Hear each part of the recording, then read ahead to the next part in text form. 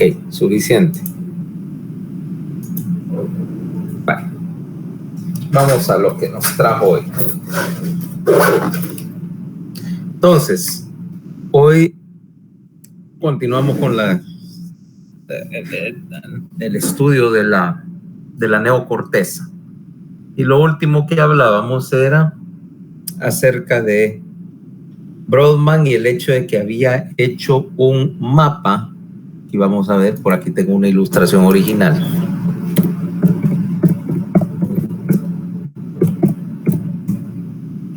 Vamos a ponerle acá el dibujo original. Esto era el trabajo de Brodmann, the original version.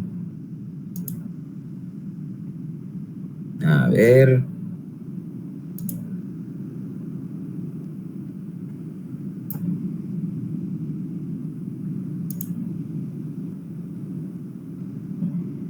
¿No?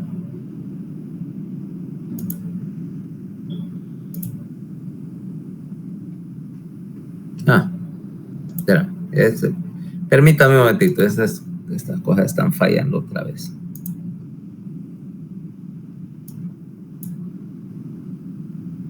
Un momentito.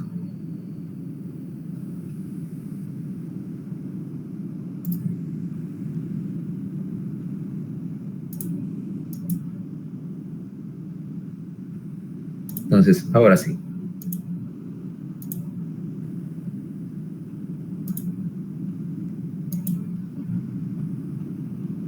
Ese mapa que ven ahí, ese es Brodmann en la primera edición. Y ven que ahí él encontró, como decíamos, 55 áreas definidas de diferente forma, ¿ok? Pero todas estas definiciones eran histológicas, ¿eh? Incluso algunas áreas, si ves ahí dice 7A, 7B, porque encontró algunas diferencias pequeñas. No, ahorita pues lo que me interesa es la idea. Y por cierto, si ustedes ven esa numeración que parece ser al azar, dice 1, 2, 3, 4, 5, 6, 7, 8, así, alternadas, es porque básicamente esos números son números hechos de manera cronológica. O sea, el primero que él puso, la primera área que él tomó muestras era la 1, de ahí la 2, la 3, y ven que alternan 4, 5, 6, 7, 8, 9, 10. Es porque cuando uno está desarmando un cerebro y tomando biopsias, quiere alternar, se empieza a tomar todas las áreas de un mismo lado, se va a colapsar y se va a perder la forma, voy a perder yo la topografía. Entonces él alternaba de un lado para otro para más o menos mantener la forma. Y por supuesto, como tenía 20, 30 cerebros y todo se estaba haciendo, era consistente. Ya dijimos que él podía demostrar con esto que histológicamente había una división de la forma, de la morfología dentro de la corteza, y bueno, incluso eso introducía el concepto de la heterotopia cortical, que es único al encéfalo, ¿no? Porque yo no puedo decir en otros tejidos o en otros órganos que tengo una parte del órgano translocada con la otra porque básicamente son homogéneos, pero aquí no. Ahora, esto confirmaba de alguna manera un concepto que había venido tomando forma, que era que diferentes áreas de la corteza tenían diferente función, o sea que había una organización funcional de la corteza. Y lo que ahora parecería lógico decir, claro, cada función tiene que tener sus diferentes órganos. A nosotros nos parece un concepto elemental, pero interesantemente, el concepto, el desarrollo de la localización de las funciones corticales es toda una historia. Y de hecho es una historia que vale la pena que contarla, ¿va? O sea, nosotros consideramos que el encéfalo es una colección, por así decirlo, de funciones, cada cual dividida. Pero ese concepto no siempre fue así. Porque si nosotros tomamos, o sea, tus funciones corticales superiores, o sea, las funciones de la neocorteza, son algo así como la representación visible de tus procesos cerebrales, de tu personalidad, si así lo querés decir, es lo que es la parte visible, la parte que otros pueden percibir del efecto de esa funcionalidad. Pero, ¿y cómo se llegó a esa conclusión? Bueno, en primer lugar, veamos que vamos a decir que el concepto de que existe una personalidad, una individualidad, no es nada nuevo, pues. Supongo que desde el momento que alguien pudo, algún ancestro tuyo puede establecer algún tipo de conciencia coherente, una de las primeras preguntas que te haría es, bueno, ¿y qué nos hace a los humanos diferentes de las demás especies? Y entonces el hecho de que nosotros tenemos una personalidad externamente representada, ¿va? Individual, y que lo llamas de diferentes maneras. Vamos a llamarlo para este efecto. Al principio se consideraba, había una palabra para ello, tu alma, ¿va? Tu alma, esa es la palabra que mejor se aproxima antes de tener todos estos conceptos. Y mira cómo viene el concepto. Vaya, por ejemplo, vámonos desde atrás y veamos, porque es que al principio existía alguna especie de dicotomía ahí. Vaya. Tomemos, por ejemplo, desde el inicio. Vaya, vámonos bien atrás y vámonos a la primera manifestación escrita o registrada de algún tipo de concepto de la medicina, y te vas literalmente, vámonos a la época del antiguo Egipto, que fueron los que inventaron pues la literatura médica, ¿okay? Primer texto médico conocido, que se atribuye a Imhotep, ¿va? Estamos hablando de la tercera dinastía egipcia. Vamos a poner acá y te voy a mostrar un poquito. Voy a mostrar un poquito una imagen de este. Ok. Vamos a ver.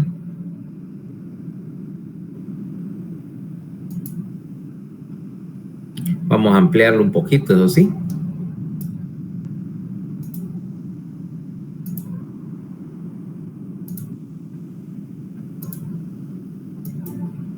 Eso que ves ahí es el primer texto de medicina conocido, el papiro Smith, ¿ok?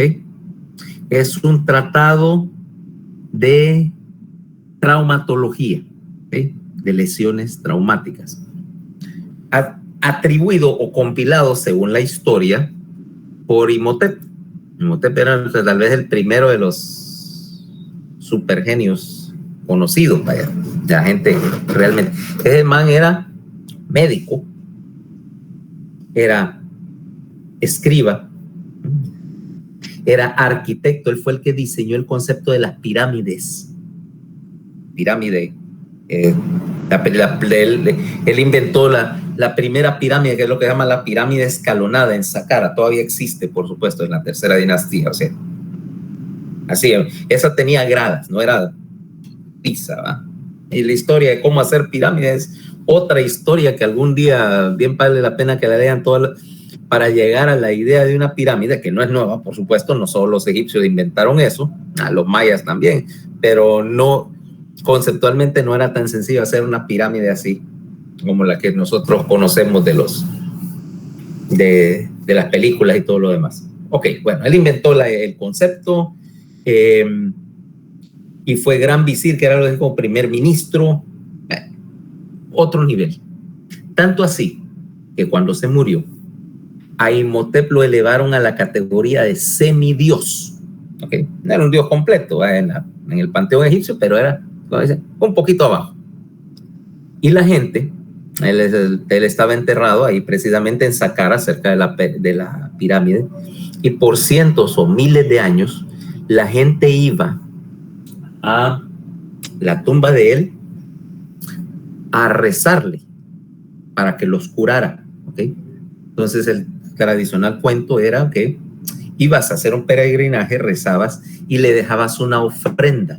En arqueología eso se llama un exvoto. Una momia pequeñita con una plegaria, así una etiqueta puesta ahí con tu petición, ¿no?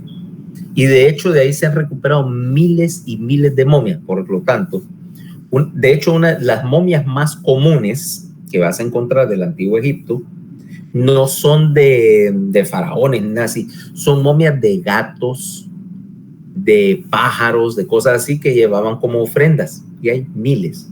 Tanto que por un tiempo, en el siglo XIX, las momias las molían, las hacían polvo, un montón de momias las hacían polvo, porque en serio, en una época de la medicina, la momia en polvo, los polvos de momia eran parte de algunos medicamentos. Estamos hablando del siglo XVII. Y otros, como en la momia molida de un color café pardo así, se usaban como pigmento en algunas pinturas. No me preguntes, pero bueno, me salgo incluso aún más del tema. Pues resulta que Imhotep describió en ese texto, describía diferentes lesiones. Y él describía, hay 3 casos de lesiones cerebrales, ¿ok? Heridas de guerra. La primera, y ya, por cierto, él inventó algo cuando inventó esos libros médicos, si fue él o quien lo haya hecho. El orden que nosotros presentamos las cosas, o sea, el examen físico de un paciente que empieza desde la cabeza y termina en las extremidades inferiores, lo inventaron ahí, en ese momento. Y el orden de presentar las cosas, o sea, así como ese papiro tiene unos 4,000 años más o menos. Y el orden en que se presentan las cosas, o sea, la descripción del paciente, luego la historia que da él, el interrogatorio, luego tus hallazgos del examen, diagnóstico, manejo y pronóstico. Esa forma de presentar un caso es la misma que vas a usar, no sé, dentro de algunos años, 2025, algo así, que estés haciendo tu internado, tu 6º año, y me vayas a presentar un paciente, me lo vas a presentar de esa manera, pues como seguimos haciendo las cosas, ¿ok? Y Dios te cuide si no usas ese orden, porque te vas a ganar que te regañe desde el espíritu de Imhotep hasta yo. Entonces, en estos 3 casos, él trata, y fíjate que la descripción de él es tan buena que incluso 40 siglos después, vos puedes leer el tratado que está traducido a una lengua moderna, está en inglés por lo menos, y vos lo lees y empezás a ver la descripción y está tan bien hecha, entonces, ya sé lo que pasó acá, ¿va? O sea, yo puedo analizarlo al estilo del siglo XXI y decir, sí, esta es una fractura deprimida. Bueno, hay 3 casos. El primero es una fractura deprimida. Me dieron una pedrada, un hachazo, algo así, entonces lo hundieron, pero la dura madre estaba intacta. Entonces describe, este paciente se hace esto y esto y esto, va a encontrar la fractura deprimida, comprimió la corteza, tenía un defecto el paciente, quien fuera que haya sido, tenía un defecto motor, y él describe el defecto motor contralateral y todo lo demás. Ok, ya sé, yo puedo interpretar esa lesión y decir, ya sé cómo lo manejaría yo en el siglo XXI. Ok, y él describe, bueno, dice cómo agarrar la herida, levantar los fragmentos, limpiarlo, lo cubrían, se reparaban el hueso, cosían la piel, ya existía la sutura, por supuesto, y lo cubrían con un vendaje que tenía miel y levadura de cerveza. Y la idea, pues, dirías, que por qué hacer eso, y fíjate que tiene bastante lógica, porque la miel es un antibiótico natural, es hipertónico, tiene varias sustancias antibióticas producidas por las abejas, se conserva muy bien, y de hecho funcionaba muy bien. Y dice, este paciente tiene una enfermedad, y dice, pronóstico, esto tiene tratamiento, puede recuperarse, etcétera, etcétera. Luego tiene otra otra lesión donde se dice, bueno, una herida de hacha o algo así, que hay penetración de la dura, que hay lesión de la corteza, y entonces él dice, esto no tiene tratamiento. El 2000 y pico, o 3000 antes de Cristo, eso no se podía reparar, ¿no? Nosotros podemos ahora, pero claro, ha cambiado mucho las cosas, ¿no? Pero si lo quiere, dice, si lo quiere manejar, entonces manéjelo sentado, que es una buena medida contra el edema cerebral, manéjelo sentado, y hágale esto y esto y aquello, pero no, básicamente esto no tiene tratamiento en el sentido que uno no lo podía prometer en aquella época al paciente o a los familiares, mire, se va a curar, porque eso era, si se cura, bueno, suerte suya, pero esto no era una lesión no tratable. Ahora, a lo que te da la intención, los egipcios, es que entonces ellos sabían la existencia del cerebro y sabían que las lesiones cerebrales provocaban daños, pero en Egipto no se atribuía. Interesantemente, eso era en la práctica médica, pero en la teoría, la fisiología, para ellos no tenía relación el cerebro con las funciones de la personalidad. Para los egipcios, la función de la personalidad, lo que llamarías el alma, radicaba en el corazón, ¿ok? Tanto así que en la práctica de la momificación egipcia, que yo creía en todo este concepto de la vida después de la muerte, y cuando vos momificás cuando momificaban, porque ya no se acostumbra a hacer, a un cadáver, el corazón se dejaba en su lugar, porque si vos sacabas el corazón nunca se iba a reencarnar, ¿ah? Tenías que dejarlo. Ellos, para momificar a alguien, me voy a salir un poquito de la historia, pero es interesante, lo que hace básicamente es lo siguiente: abrís el cadáver, sacás los 4 órganos grandes, los pulmones, el hígado, los riñones y los intestinos, y los preserva separadamente en una tumba egipcia. Al lado del sarcófago hay 4 jarras, se llaman las jarras canópicas. En ellas están momificados pulmones, hígado, intestinos y riñones, que eran parte de la tumba, pero no se incluían con el cuerpo. Y las 4 jarras son bien distintivas porque tienen cabeza de animal, son los 4 hijos del dios Horus, ¿ok? Te enterraban con eso, agarraban la carcasa del cuerpo, limpiaban en la cavidad y te metían más o menos 6 semanas en una solución de una sal que se llama natrón, que es carbonato de sodio, como deshidratante para secar el cuerpo. Luego te envolvían en los famosos vendajes. Yo no sé, ¿alguno de ustedes ha viajado, ha visto una momia en un museo?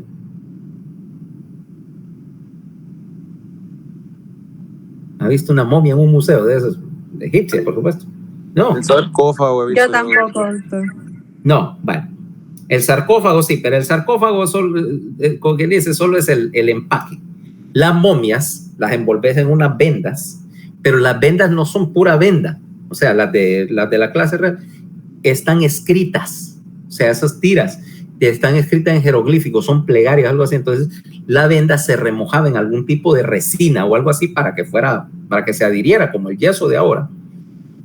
Una serie de resinas y aceite, y se iba envolviendo. Entonces eso se hace sólido, se petrifica, la resina se endurece y la momia ya queda con su forma. Entonces te empacan en el sarcófago la momia, las jarras canópicas al lado, y en el sarcófago una copia del libro de los muertos. ¿Ok? Libro de los muertos. Acordate que esa momia, ese cadáver, según la mitología egipcia, tenía que resucitar. Para resucitar, entonces iba a resucitar en el más allá. En el más allá pasaba primero por una ceremonia llamada la apertura de la boca. Una bestia mítica cortaba la boca para que el muerto pudiera hablar, y agarrara el manual, el libro de los muertos. Era un manual de instrucciones, o sea, que era lo que tenías que hacer en el más allá. Era una serie de plegarias y dice que ibas a empezar por un lugar oscuro, y que luego te ibas a topar con una serie de retos, con una serie de animales míticos, vaya, pasar un río y luego no sé qué, un campo de cañas y no sé qué cosas más, y que al final ibas a llegar, después de si hacías todas las cosas correctamente, ibas a llegar al templo de la justicia. No tiene nada que ver con los superamigos, antes que me van a decir tontera. En el templo de la justicia estaba el dios de los muertos, Anubis, y una balanza. Entonces ahí era donde tu corazón, tu alma, la iban a pesar contra la pluma de la justicia. Entonces te ponían una balanza y el corazón, si tu corazón estaba pesado de todas las maldades que habías hecho, iba a pesar más que una pluma. Y entonces corazón y muerto, ¡fuápata! Y había una bestia mítica, Sebek, que era cabeza de cocodrilo, cuerpo de hipopótamo, no sé qué, que te comía, devoraba tu alma, te devoraba vos, y ahí terminaba, por mala gente, ahí terminaba tu historia. Pero si eras buena persona y pasabas la prueba, entonces tu alma y tu cuerpo se reunían en el más allá y vivirías la eternidad, dice, era un lugar bonito, con abundancia de todo, y que todo aquello con que te habían enterrado simbólicamente se iba a ¿cómo se llama? A resucitar. Se iba a recrear, y entonces por eso era que te enterraban con un montón con unas casitas, a modelos de escala, de casas, de barcos, de sus posesiones terrenales, carruajes, las tumbas reales tenían carruajes y muebles y todo allá adentro, por eso era tan ávidas para los ladrones, porque había un montón de cosas valiosas ahí. Y por cierto, los egipcios inventaron, aparte de la medicina, inventaron los modelos a escala, ¿vale? Aunque sea para enterrarlos con ellos, pero por eso digo, yo practico el hobby más antiguo de la tierra, ¿ok? Entonces, y de hecho, fíjate que la arquitectura de las casas egipcias y el mobiliario de los egipcios es más conocido que cualquier otro pueblo de la antigüedad, más que incluso los romanos y los griegos, porque las casas eran modelos exactos. Entonces vos podés ver en uno de estos, mira, esta es una casa, y aquí cómo iban los muebles, cómo estaban dispuestas las habitaciones y todo, porque era como los modelos que hacen ahora los arquitectos para demostrarte las casas que te van a vender. Ok, ya te voy a enseñar los botes, los modelos de bote. Aquí hay uno.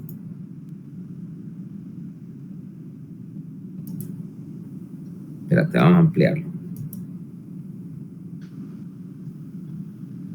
Vamos a ampliarlo para que veas. Yo voy a decir que no tiene esto mucho que ver, pero ya vas a ver, ya vamos a meternos más al detalle. Solo es porque esto es cosas que son interesantes de ver. Mira la calidad del trabajo. ¿Okay? Vamos a poner uno. Considerando que esto tiene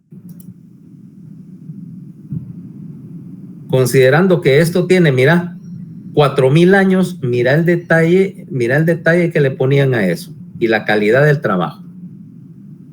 Incluso en 2021 eso lo metes a un concurso y yo creo que sacaría un buen premio. ¿Ok? Ahora, ¿a qué voy con todo esto? Por cierto, te enterraban, entre otras cosas importantes, ¿cuál es la momia egipcia más común que hay? Sabes que son jamones, o sea, piernas de cerdo y de res, porque momificaban piernas y pollos y patos para ponerlo en la vida siguiente, y van a hacer alimentos. Jarras con cerveza, jarras llenas de cerveza, claro. Y ahora, analizando los residuos secos, se ha demostrado que era cerveza, y vino. En el más allá, pues ibas a tener, ¿cómo se llama todo eso? Cerveza y vino y todo lo demás. Y los modelos más comunes, ¿sabes de qué son, va? No son de barcos ni de sirvientes y todo, pero entre los sirvientes lo más común con que te enterraban en modelos de egipcias con poca ropa, bailarinas, porque el más allá se iban a reencarnar y entonces iba a tener un montón de egipcias de buena forma, de esas que vos estás echado así y está una con una palmera echándote aire y la otra te está dando de comer así en la boca, esa clase de cosas. Yo creo que el más allá egipcio debe ser más divertido que el más allá católico, porque yo sencillamente no le encuentro ninguna gracia al concepto de católico de estar con un camisón de abuela en una nubecita y con arpita. Eso no tiene gracia. ¿Ok? Para eso mejor que me resuciten al egipcio. Ok, ahora ¿qué voy? Regresando al tema. Quiere decir que ellos consideran que tus funciones de la personalidad estaban en el corazón, no en el cerebro. ¿Qué hacían con el cerebro de los cadáveres que iban a momificar? Agarrabas una cosa que parecía un picayelo por aquí por la nariz, te ibas por ahí, por la placa del etmoides, abrías un hoyo en el cráneo y metías algo que parece como una cuchara larga, que también existen en los museos, a sacarte el cerebro, y luego rellenaban por el mismo agujero, agarraban un montón de estas vendas impregnadas de resina para rellenarte el cráneo que no se colapsara. O sea que esas momias que vos ves en los museos tienen la cabeza llena de trapos. Supongo que entonces, como ahora, había gente que no había necesidad de hacer ese proceso, porque ya de por sí traían la cabeza llena de trapos. Apuesto que en Egipto habría más de alguno así que decía, puta, este tiene ahí la cabeza llena de trapos y de chatarra, pero ahí no hay cerebro. A ellos no les interesaba el cerebro como tal, era un órgano, según los egipcios, para mantener humedecido, era un productor de moco, producía el moco para mantener húmedos los pasajes de la nariz. O sea que ahí no había ningún concepto de la función cerebral. ¿Ok? No un concepto teórico, un concepto práctico había. Ok, saltémonos pues, salgamos de Egipto. Y mira, por ejemplo, los griegos. Ok, vas a ver que alguien ha oído hablar de Hipócrates, ¿va? Supongo. Sí. Ok. Hipócrates, el mismo del juramento hipocrático que se sigue practicando y que el día en que ustedes se gradúen lo van a tener que recitar, ¿va? Por lo menos hacer el juramento como se ha hecho por 2500 años ya. ¿Okay? Eso es 500 antes de Cristo. Entonces Hipócrates, él también escribió, por supuesto, su tratado de medicina, el Corpus Hippocraticum, y él, por supuesto, describe sus casos y todo y menciona varias cosas. Él, obviamente trataba también lesiones del sistema nervioso, y las descripciones de él también, algunos de los conceptos de él son perfectamente legibles ahora, y ya tenía alguna idea, por ejemplo, que las lesiones de la corteza provocaban defectos en el lado contrario del cuerpo, o sea, el concepto de que el cerebro trabajaba esencialmente en una forma contralateral, y describe defectos del lenguaje, que él tenía, por ejemplo, ciertas teorías. Pues hay en la medicina, estamos hablando de los griegos, Hipócrates introdujo un concepto de los días críticos, ¿no? Que dice que las enfermedades, si vos te enfermas hoy, que a los tantos días de evolución de la enfermedad va a sobrevivir una crisis, o sea, el momento definitorio de la enfermedad, que si mejoras después de esa crisis te vas a recuperar, y que si no, ese es el día en que empiezas a deteriorarte, te vas a morir ese día. Y fíjate que, aunque él no lo sabía, por supuesto, sí tiene algo de razón. Por ejemplo, vas a ver, y él describía lo que se llaman las apoplejías, que es lo que nosotros llamaríamos un stroke, un ataque cerebral. Él obviamente no podía saber la causa, no existían los medios de imagen. Pero, por ejemplo, él dice, las apoplejías tienen sus días críticos en el día 7 y el día 10 después que te da el stroke. Y que si sobrevivís 2 semanas ya probablemente te vas a recuperar, con o sin defecto, pero ya casi no te morís. Y eso es cierto incluso el día de hoy. ¿Por qué? Porque algunos de esos, por lo menos, eran hemorragias cerebrales, una hemorragia subaracnoidea, por un aneurisma, por una malformación vascular. Y entre los días 7 y los días 10 son los días en que la reactividad cerebral es máxima a la presencia de sangre. Es cuando te hace vasoespasmo cerebral. Y una de las cosas que más nos friega pacientes, incluso ahora, es cuando te hace un vasoespasmo, y obviamente tenemos mejores medios para lidiar con él, pero cuando empezás a hacer el vasoespasmo al día 7 y el paciente se deteriora y vas a meterle terapia hiperdinámica y todas las cosas que hacemos ahora, pero es con los días de máxima mortalidad. Y si un paciente pasó del día 14, ya generalmente el vasoespasmo ya desapareció. Entonces nosotros decimos, bueno, tengo un aneurisma cerebral y llega con hemorragia subaracnoidea, yo lo quiero operar. Si antes era acá, cuando se operaba solo directamente, dice, no, o lo opero antes del tercer día del sangrado o lo opero a las 2 semanas, porque no voy a operar un aneurisma por vía abierta el día 8, el día 9, porque generalmente el vasoespasmo me va a hacer que yo tenga un posoperatorio tormentoso, ¿va? Entonces, él no sabía por qué, pero sí tenía la capacidad de observación de ver todo eso y sabía que las lesiones cerebrales tenían defectos funcionales asociados. Ahora, ¿qué quería decir eso con respecto a la teoría de la localización?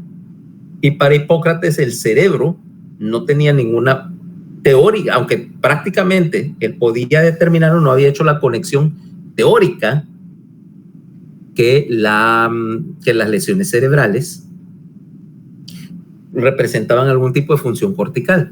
¿Por qué? Porque él estaba dominado por la teoría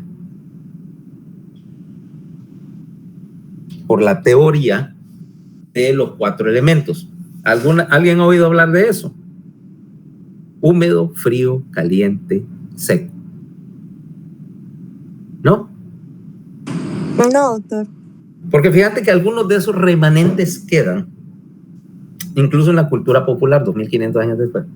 ¿Cómo funcionaba la teoría de la medicina en tiempo de los griegos? Mira, ellos creían en los 4 elementos, ¿va? Aire, tierra, fuego y agua. ¿Eso sí lo oíste alguna vez hablar? Tampoco. Bueno, para Hipócrates existían 4 elementos: tierra, aire, fuego y agua. Y 4 cualidades: húmedo, caliente, húmedo, seco, frío y caliente. Entonces decías, qué sé yo, el agua es fría y húmeda, el aire es frío y seco, el fuego es seco y caliente, etcétera, ¿va? Y la tierra es húmeda y caliente, ¿va? Y que tu balance de los 4 elementos dentro del organismo es lo que te mantenía sano.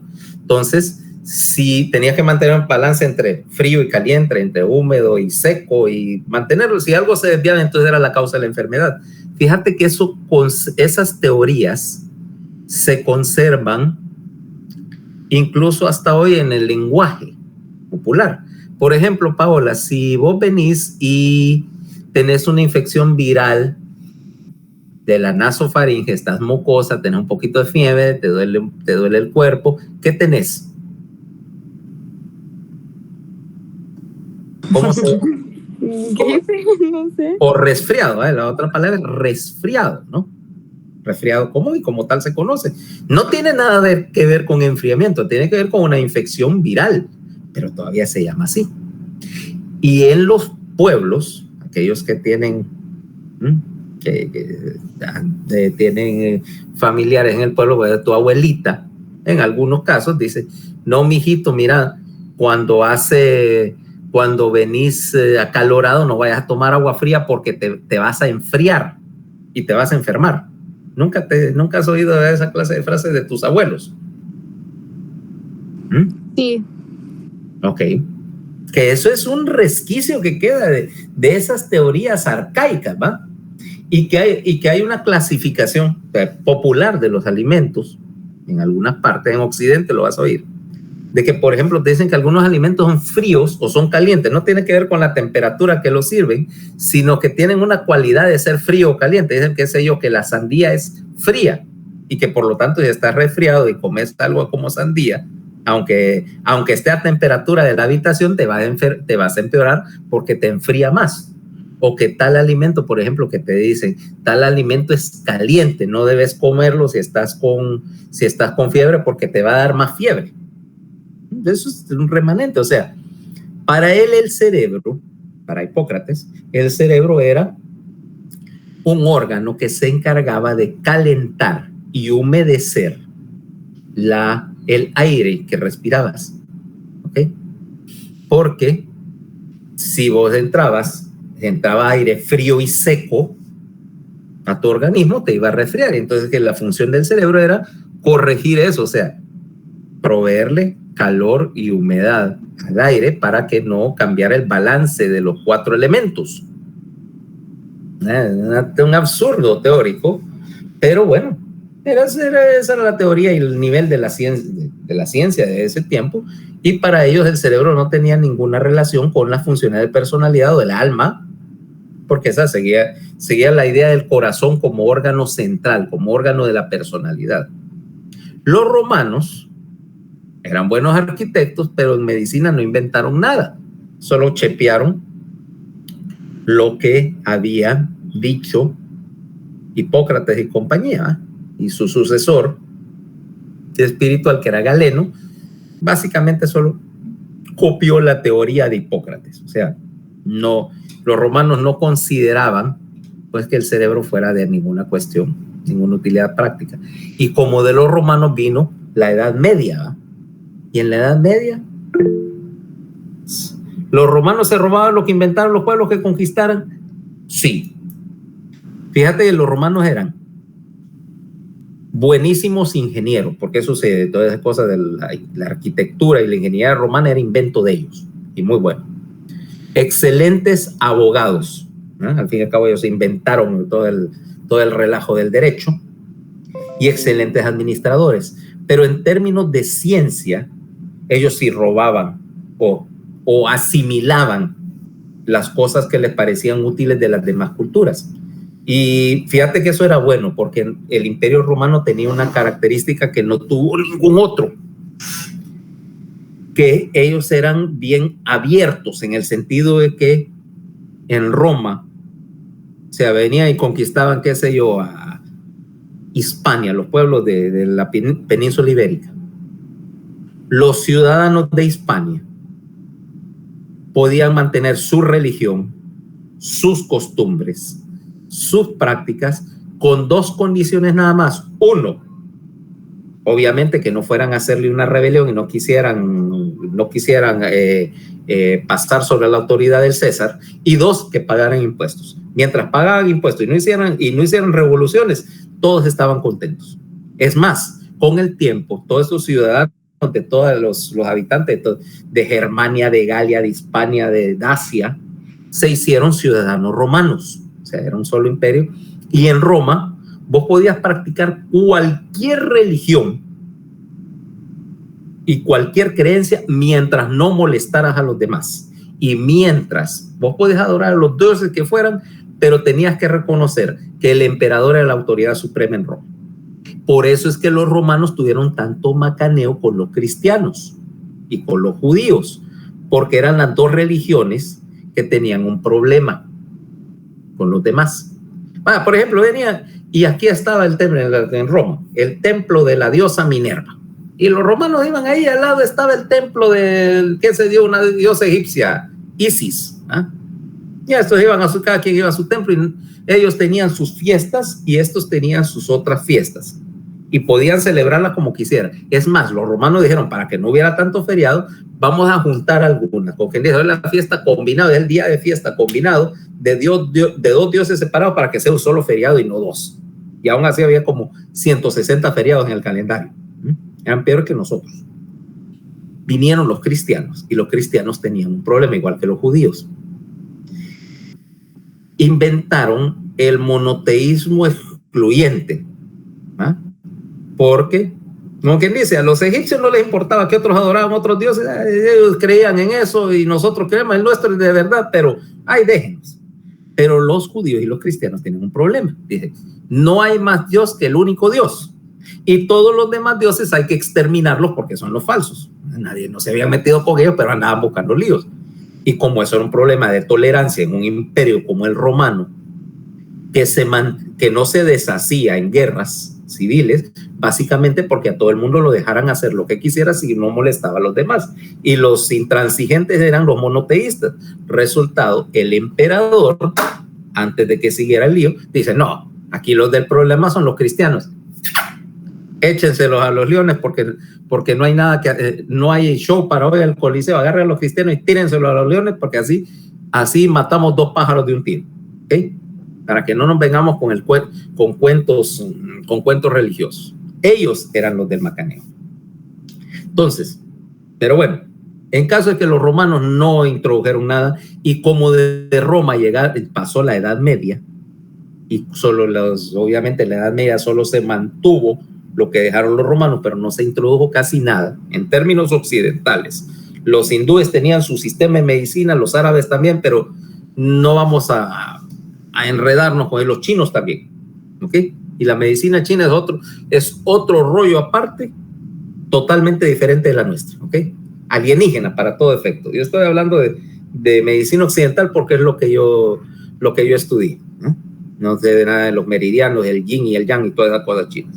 Bueno, en la Edad Media, al final de la Edad Media, empezó a aparecer una idea, o empezó a cambiar el concepto, de que el encéfalo era las funciones de la personalidad estaba en el encéfalo, pero no había un concepto de localización, sino que tenían una idea, que tus funciones mentales o tus funciones de personalidad, porque ahí lo veían más de un concepto que ahora llamaríamos psicológico, tenía cosas como el lenguaje, la espiritualidad, la poesía, el concepto de la religión, por supuesto, la filosofía, y tus funciones más básicas, más animales, vaya, las conductas, el hambre, el apetito, tus deseos, tu sexualidad, todo eso, todas eran funciones de la personalidad y residían en el encéfalo, pero lo consideran algo así como lo que ellos llamaban los espíritus, ¿okay? Una cuestión abstracta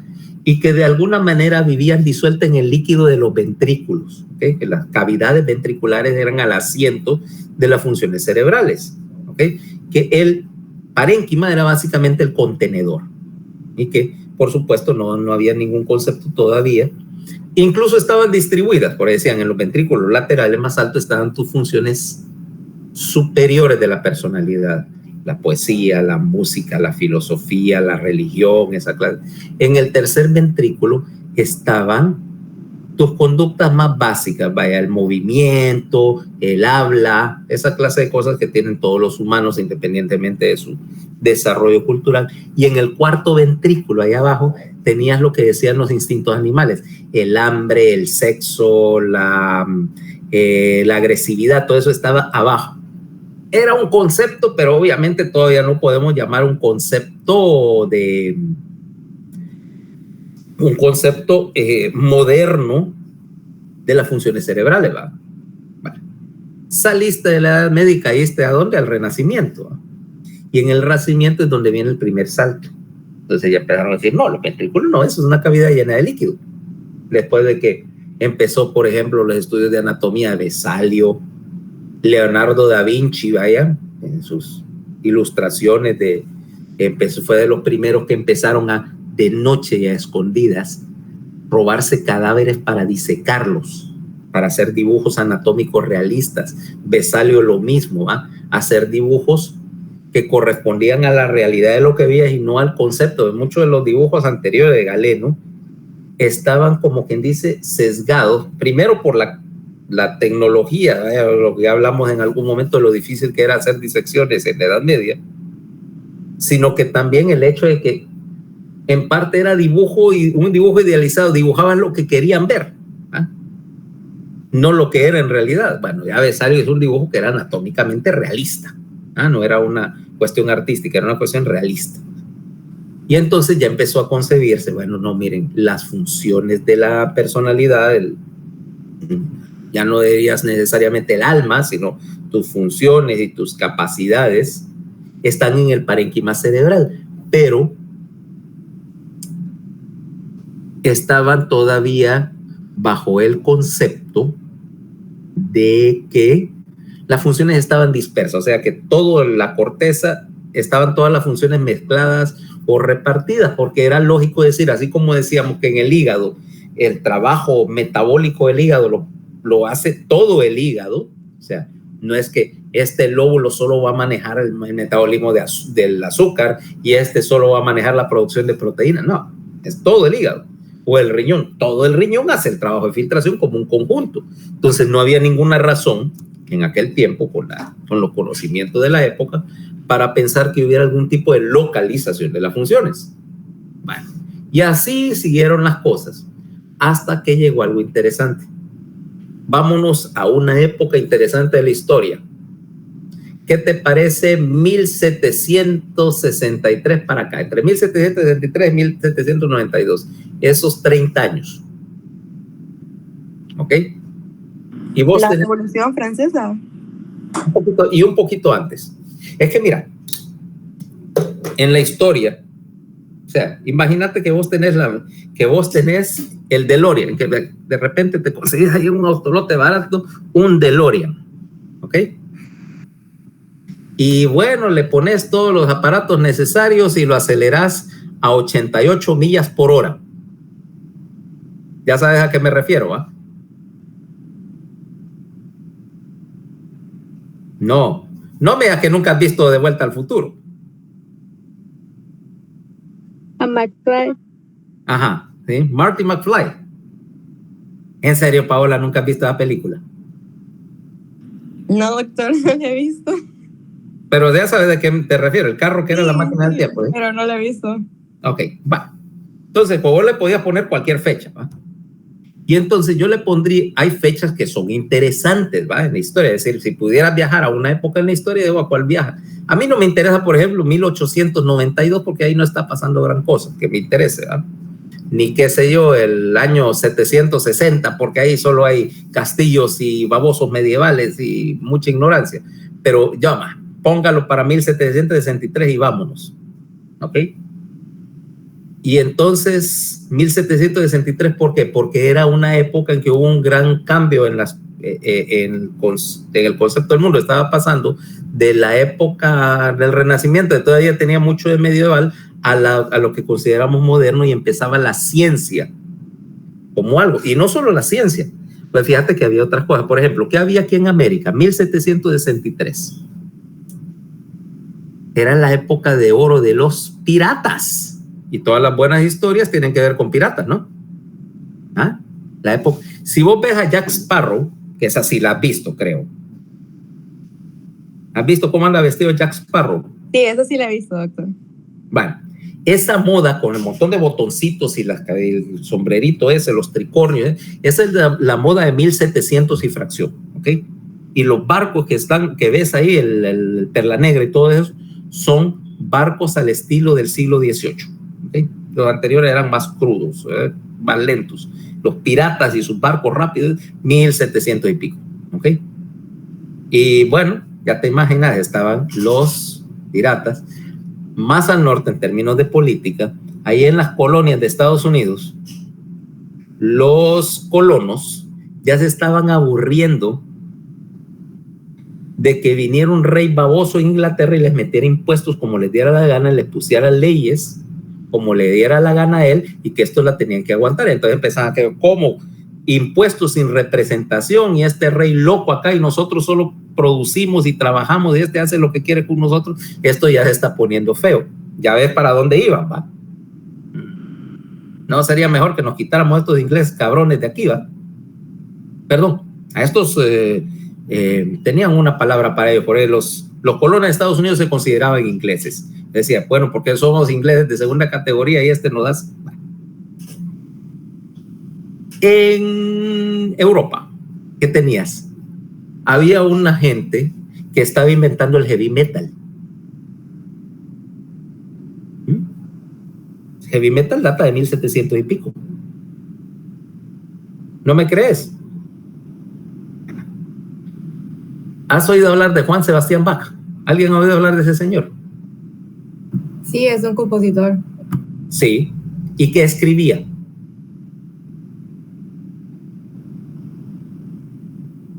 ¿Y qué clase de música escribía él? Para tu información, el barroco y el heavy metal son la misma cosa, porque es el mismo ritmo, la misma progresión de acordes y el concepto del contrapunto. ¿Okay? Una melodía respondida por otra al mismo tiempo para que te hagan contraste. Y 1763, Bach había muerto hace unos pocos años, pero era la misma escuela, y había un niño de 9 años, no, 10 años, Tal vez has oído hablar de él. La estrella de rock, más estrella de rock que ha habido. Un tal Amadeus Mozart. Ese sí lo conoces, ¿va? Sí, doctor. Ok, esa era una estrella de rock.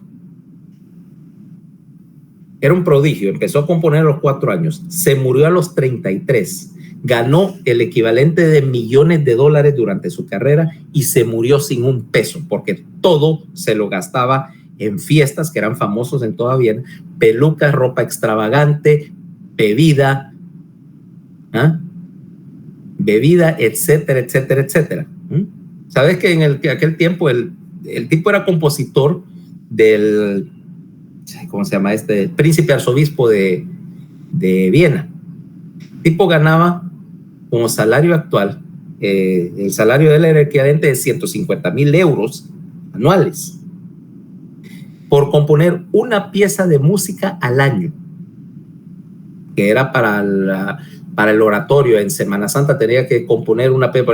El príncipe quería una, en la misa solemne era una misa con música y tenía que escribir una nueva cada año. Era todo el trabajo que tenía que hacer. Y mientras tanto él trabajaba freelance, componía óperas y todo, y ganaba millones. Pero alquilaba todo el piso de un edificio en Viena y sus fiestas eran famosas en toda la ciudad. Una vez se gastó en unas pelucas que usaba 7,000 euros en una peluca o su equivalente. Sí, botaba el dinero. Entonces, esos eran estrellas de rock. Y si vos agarras, lo único, no tenían electricidad para sus instrumentos, la estaban inventando también en esos años. Ahora, si vos agarras, por ejemplo, una fuga de Bach y la tratás de tocar conectar tu guitarra eléctrica y la transpones para el instrumento, queda perfecto, es rock. Solo que todavía era acústico, bueno, no sabían de la electricidad para embellecer la música, ¿va? Bueno, entonces imagínate toda esa clase de cosas. 1763 era un poquito antes de la Revolución. La moda de la época me gustaba. Era la época de los corsets y, bueno, una apariencia muy distintiva, etcétera. Esa clase de vestiditos, con corsets. Ahora, ¿a dónde vamos? Vámonos ya a la cuestión científica. Entonces resulta que, ¿dónde era en esa época el polo, la meca de la investigación científica o lo que había en esa época? A ver, si querías hacer ciencia, ¿a dónde querías estar? ¿En qué parte del mundo?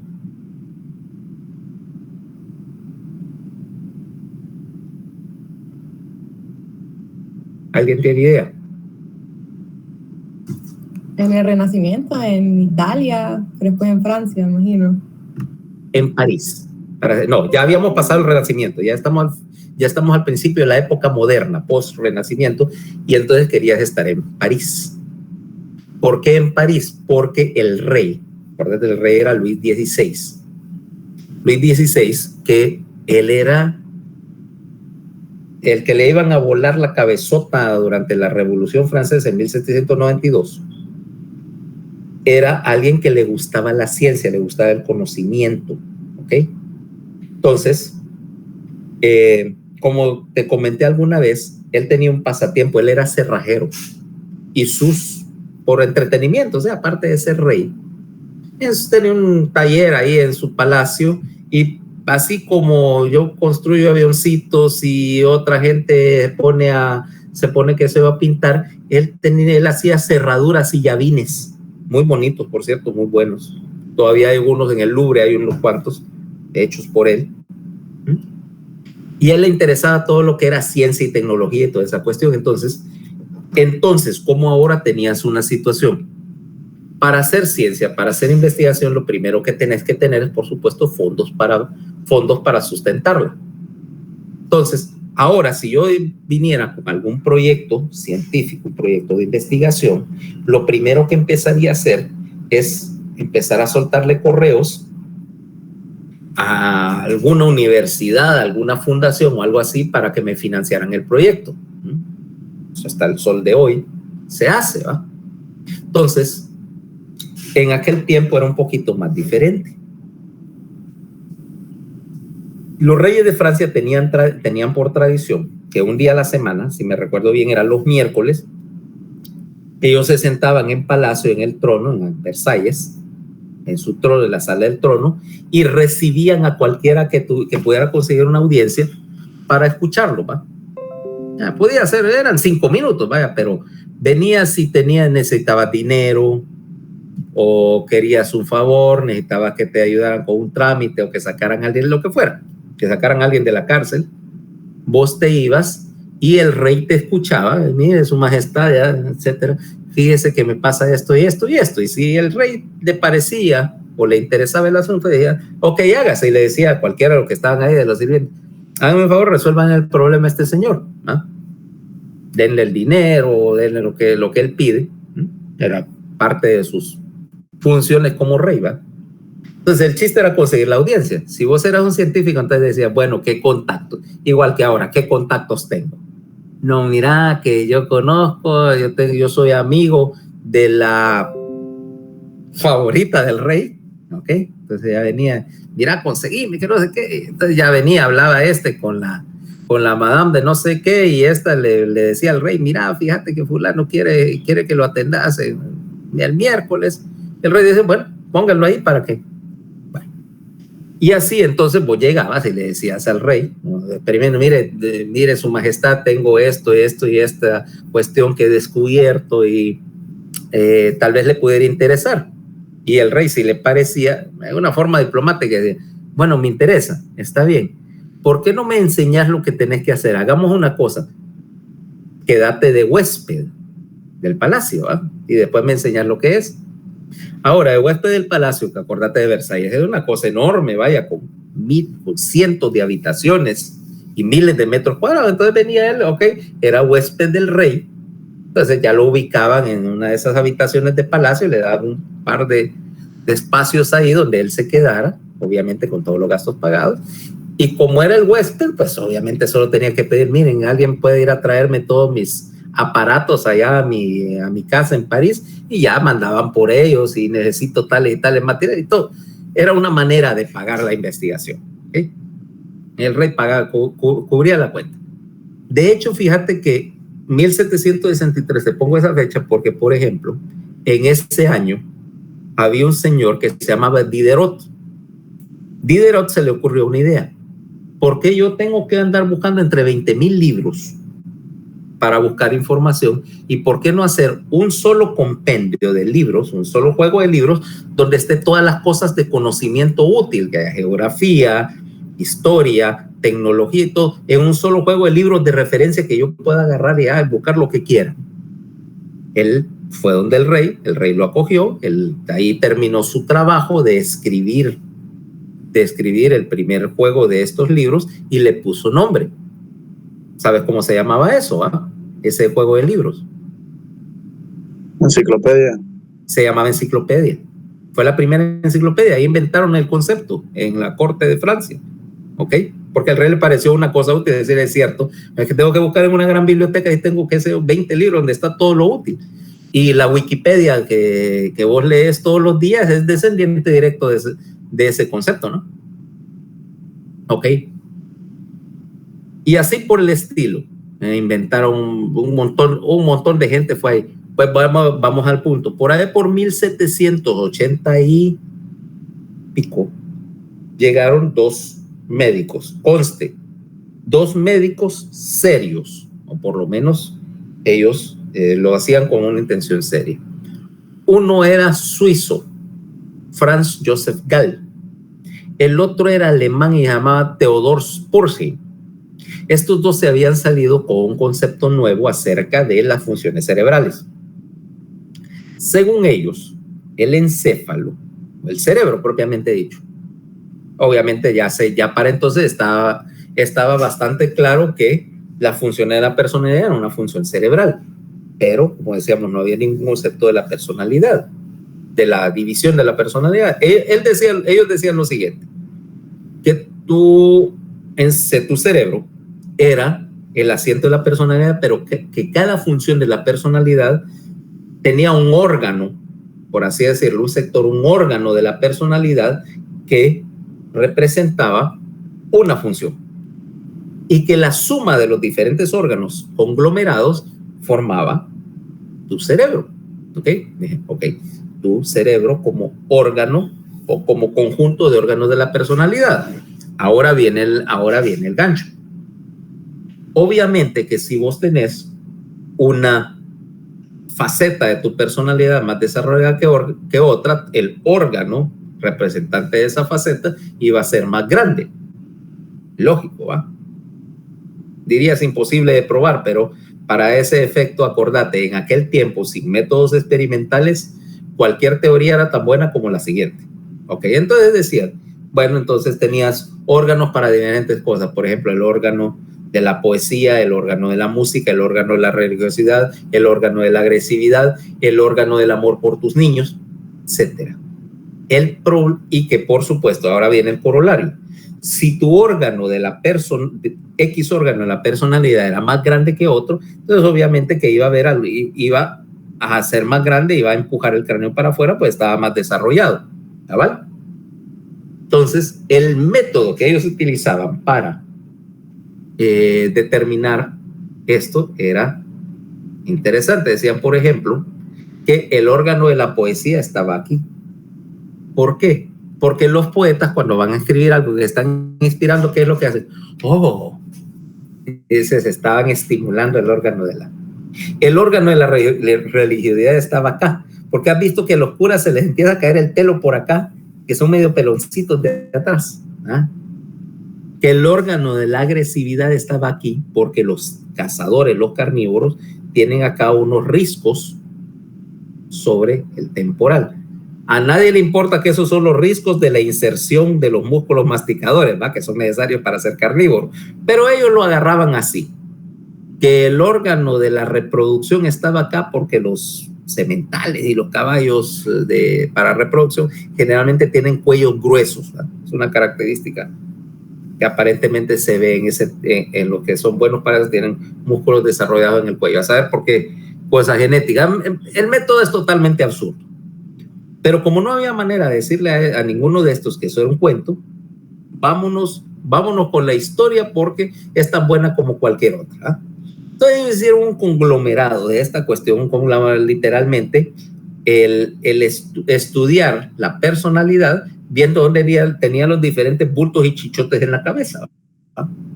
Ellos hicieron un mapa de las funciones cerebrales y de hecho lo hicieron con un mapa 3D, agarraron una cabeza de estatua, aquí pintaron, aquí va esto, aquí va el otro, y tenían un modelo de las funciones. Y a esa pseudociencia se le llamaron frenología.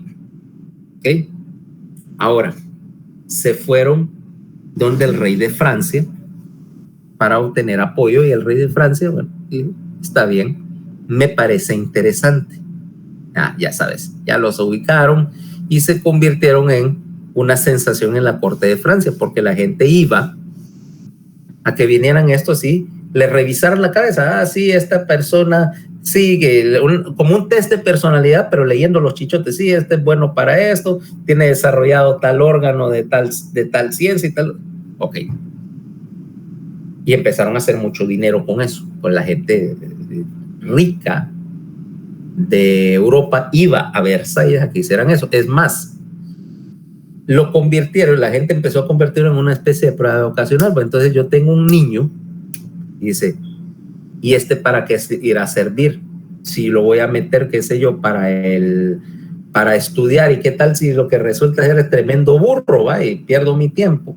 O si servirá tal vez servirá para heredar mis negocios, o lo meto a cura. En aquel tiempo era una profesión más que una vocación, una cura, y hago todos los contactos necesarios para que llegue a cardenal, por eso representaba dinero. Entonces, algo así como decir, ahora si yo quiero saber, por ejemplo, si yo hubiera querido saber si Paola en la escuela iba a servir para estudiar medicina o derecho, arquitectura o algo así, te hubiera llevado donde un psicólogo, ¿no?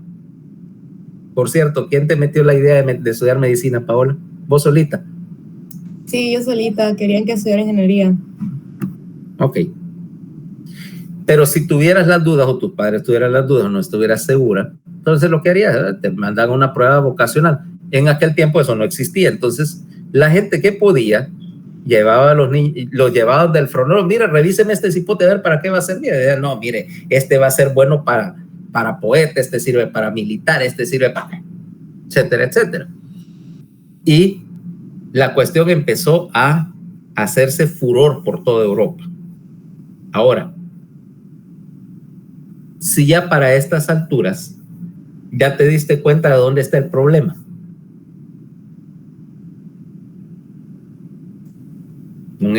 Con esa teoría. El problema es que desde el punto de vista realmente científico o analítico, lo que estaban haciendo este par de graciosos era lo mismo que hacía la gitana que te lee la palma de la mano para predecirte el futuro. Es exactamente lo mismo, con diferencia de parte corporal, vaya. Leer la personalidad, un análisis de personalidad leyendo la palma de la mano, cualquier otra parte del cuerpo, el iris, como hay ahora unos charlatanes modernos de la iridología, o los chichotes que tenías en la cabeza, son lo mismo. Y que pronto esta gente empezó a ser imitada. No por estos que, bueno, yo sé que no tenían mucho de científico de nuestro concepto, pero ellos lo hacían, de hecho, lo estaban haciendo con una intención seria. Pero por supuesto había un montón de gente que dice, bueno, esta es una buena manera de hacer dinero.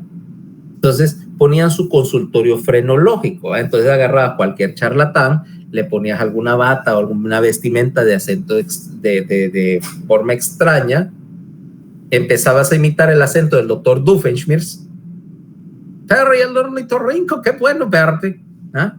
Clásico acento de científico loco, y ponías tu tenderete por ahí que dijera profesora Paola, frenóloga, y empezabas a leer cabezas. Obviamente eso era pura charlatanería, pero por lo menos estos no escondían, o sea, no se hacían, los charlatanes no se hacían ilusiones, sabían que eso carecía de valor, pero la gente se la tragaba. Y entonces lo que pasó a ser una supuesta teoría psicológica o psiconeurológica, porque en aquel tiempo no había separación entre las dos cosas, se convirtió en algo que hacían los charlatanes de carnaval por 25 centavos en la feria del pueblo. Con lo cual, cualquier credibilidad que pudiera tener la frenología se fue por el desagüe. El problema es que adivina quién se murió en la balacera también.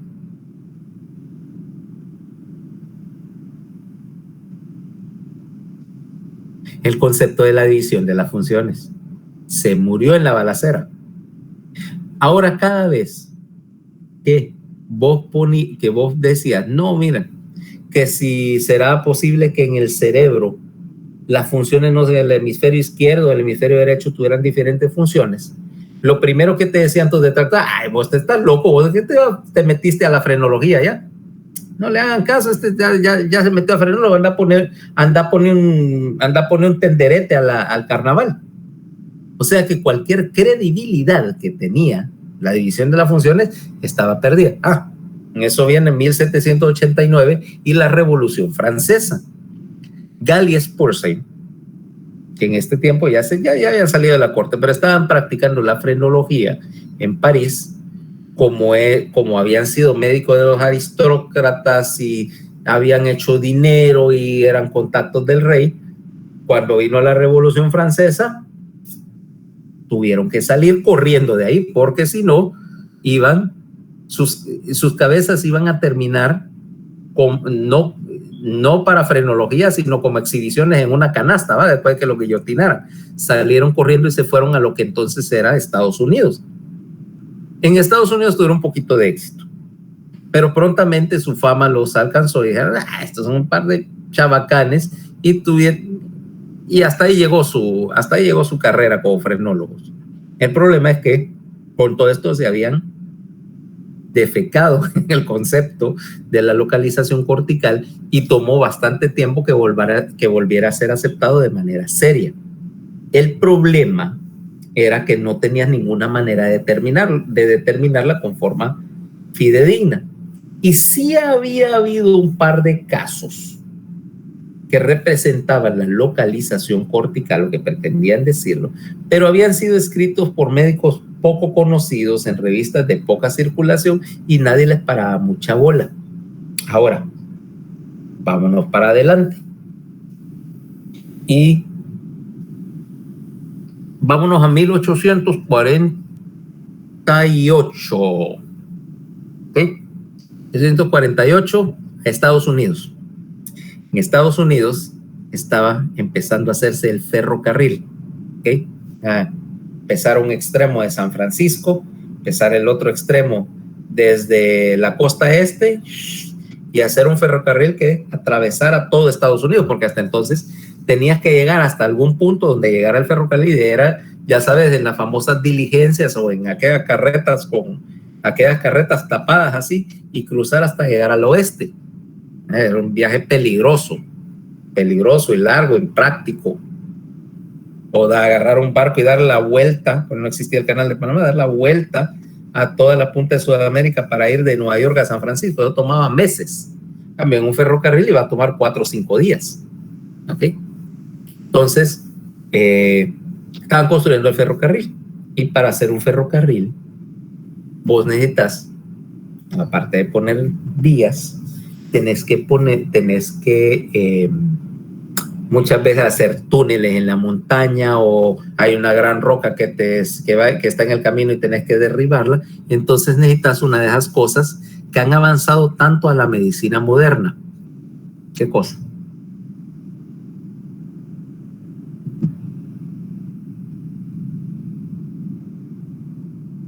Explosivos, por supuesto. ¿Cómo vas a hacer un túnel sin explosivos? ¿Y qué usaban de explosivos en 1848? No existía el TNT. Antes de que eso me va a decir, eso es de 1902. ¿Qué usas para explotar rocas en 1848?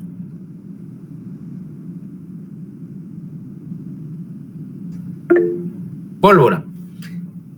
La pólvora sí existía. El problema es que la pólvora no tiene suficiente potencia para muchos de los trabajos. O sea, si estamos hablando pólvora negra, que es carbón, salitre, azufre, como explosivo de demolición es muy poco potente, ¿ok? Genera mucho humo también. Y si vas a hacer un túnel con pólvora, a veces hay rocas que no le hace nada, que no tiene la suficiente potencia para rajar. Necesitas algo más potente. A ver qué se te ocurre. ¿Qué es más potente que la pólvora?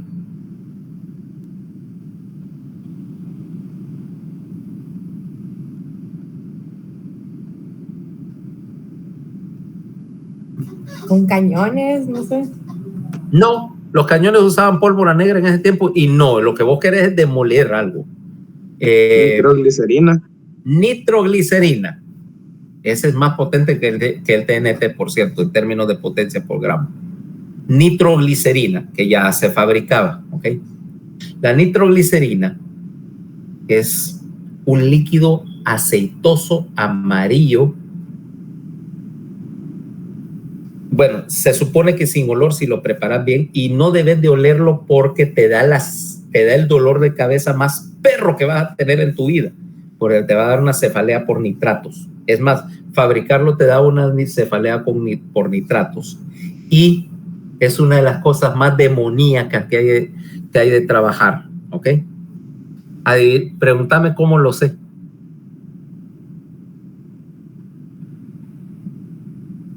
Porque se lo olió. Yo la fabriqué una vez. Tenía 13 años. Obviamente no sabía con qué me estaba metiendo, ¿no? Porque implica primero mezclar ácido nítrico y sulfúrico, hacer lo que llama un proceso de nitración de ácidos, y luego agregar su mezcla de ácidos y se lo agregas al glicerol, tenés el glicerol, y lo tenés en un plato. Tiene que ser vidrio Pyrex, vidrio de cuarzo perfectamente limpio. Se limpia con hidróxido de sodio en baño de hielo y un termómetro de vidrio en el baño, por la temperatura, con una cubeta de agua así al lado, porque vos empezás a nitrar gota a gota, agregarle el ácido a la nitro mientras estás revolviendo con varilla de cuarzo, y a revolver y viendo el termómetro, porque si la temperatura de la reacción llega a 33 grados, puede inmediatamente blungún el poco de agua, porque si no te va a hacer lo que llama un runaway térmico, y lo que vas a tener una explosión, ¿ok? O sea, literalmente estás jugando con alto explosivo en tu casa.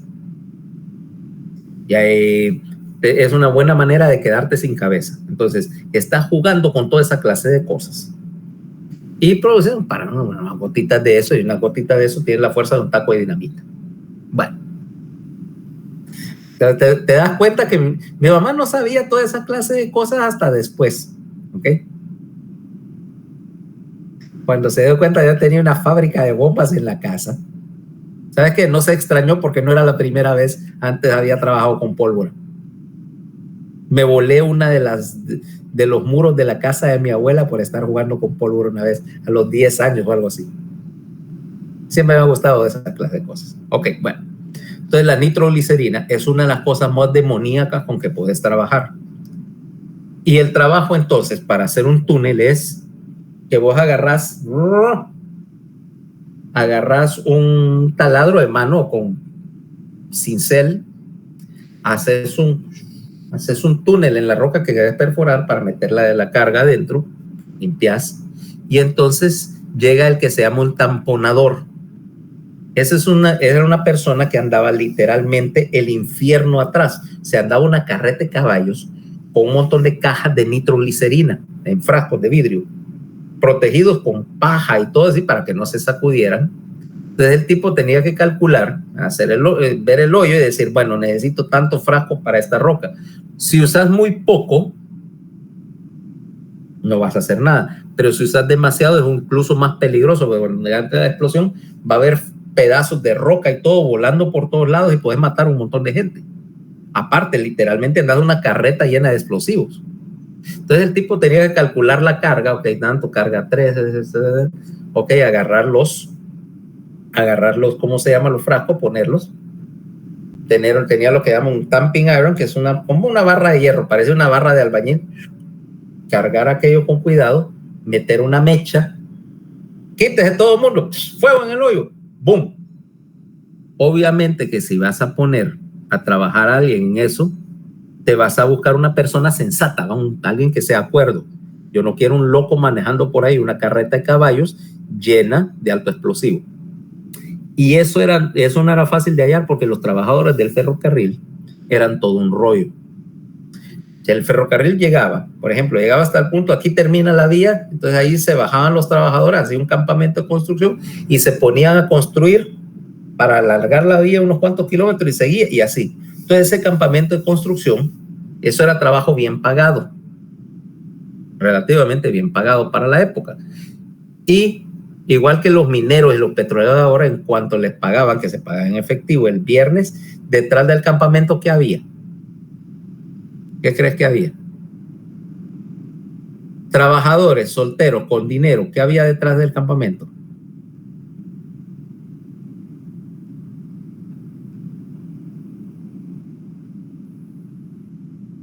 Jodas, un laboratorio. Un montón de cantinas y prostíbulos era lo que había. Les pagaban con efectivo. De ahí la costumbre en aquella época, y peor en 1848, donde todo el mundo era borderline alcohólico, porque no había bebidas que no fueran alcohol, era que les pagaban e inmediatamente a la cantina, y mira, whisky, mujeres y juego de naipes y todo lo demás. O sea, era lo que te esperabas. Bueno, todavía funciona hoy. Nada, para eso el clásico cuento. ¿Cuándo has visto un albañil que va a trabajar un lunes? ¿Ah? La misma historia, pero peor. Entonces, entre esta gente no podías encontrar un tamponador, y en ese momento había uno, en cierto ferrocarril, había uno de ellos que era el de nuestro héroe de nuestra historia. Bueno, seguiremos de hecho mañana porque es una historia un poco larga. Phineas Gage. Phineas Gage trabajaba en eso, trabajaba con explosivos y lo tenían contratado en este ferrocarril porque era una persona bien cuerda. O sea, en aquel tiempo, como te digo, que la mayoría de los trabajadores iban a beber y a fregar, este muchacho era famoso por ser una persona responsable, bien educada, bien seria, bien medida. Cobraba su sueldo y en vez de irse a beber, no bebía pues gran cosa. No vivía en el campamento tampoco, sino que vivía en un pueblito cercano, entonces llegaba, vivía en una casa, le pagaba el alquiler a la dueña de la casa, del cuarto a la dueña de la casa, agarraba un poco de dinero y se lo enviaba a su familia y guardaba el resto, era bien ahorrativo, bebía poco para la época, pues, no decía malas palabras, era cortés, era educado, completamente diferente a la conducta de la mayoría de la gente que trabajaba con él, que imagínate que era una, generalmente con la descripción que te dije, quienes trabajaban en eso, era un poquito arriba de una partida de salvajes, ¿va? Entonces, y era famoso por eso. Iba a la iglesia, todo lo que esperaba de una persona así como que cuerda, tranquila, cristiana, etc. Pues Phineas Gage, y por supuesto la gente le confiaba todo el asunto de los explosivos porque sabía que no andaba haciendo loqueras. Pues una vez Phineas Gage se descuidó. Tenía la barra esa de hierro que te digo en la mano y por casualidad así la dejó caer. Eso la soltó así y no se fijó que había una piedra. La pegó la barra de hierro en una piedra, saltó una chispa y había unos frascos de nitroglicerina ahí. Ya sabes lo que pasó, ¿ah? ¡Cabum! La barra de hierro, que es más o menos de este largo, es, y ya te diré por qué digo es y no era, entró por aquí, salió aquí, salió y fue a caer a unos 10 metros de distancia con un pedazo del cráneo de Phineas Gage todavía clavado ahí, ¡pum! Ok. Ya te imaginas el relajo, la explosión, ¿no? Cuando se aclara el humo del cachimbazo, Phineas Gage no estaba muerto. Estaba tirado en el suelo, por supuesto, con una horrorosa herida acá, sangrando, etcétera, etcétera, etcétera.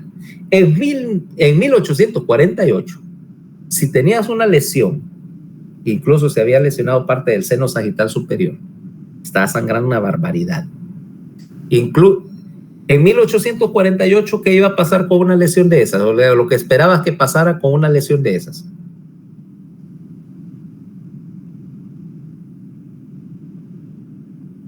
Si llegaba un paciente así lesionado a tu consultorio, ¿qué era lo que vos ibas a pensar?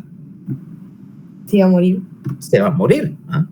Incluso una lesión de estas, una lesión del seno, en 2021, no es que necesariamente se va a morir, es operable, la puedo reparar.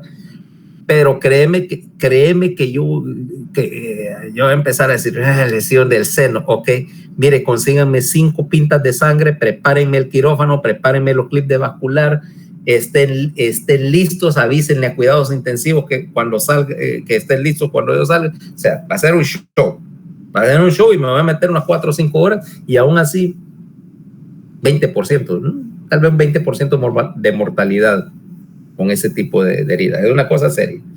Entonces, en aquel tiempo decían, no, se va a morir. Pero como te dije, Gage era una persona bien apreciada por sus compañeros de trabajo y por los demás. Era un tipo tranquilo que no molestaba a nadie. Dice, pero tampoco es que se va a morir ahí como que es perro en medio del polvo, ¿no? Agárrenlo y llévenlo a su casa, por lo menos para que vaya a morir en su casa tranquilo.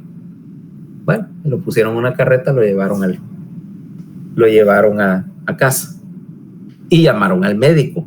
No era que el médico fuera a salvar la situación, sino que por lo menos el doctor va a tener un poco de opio y un poco de alcohol, solo había 4 medicamentos que servían de esa época.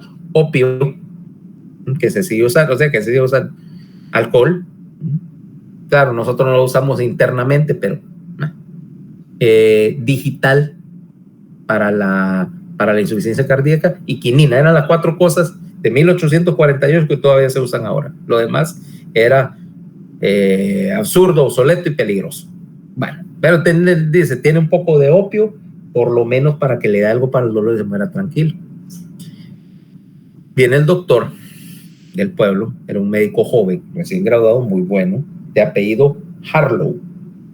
Harlow lo llama y cuando ve que dice, ¡ay, qué desastre! Se va a morir, se va a morir. ¿Ah?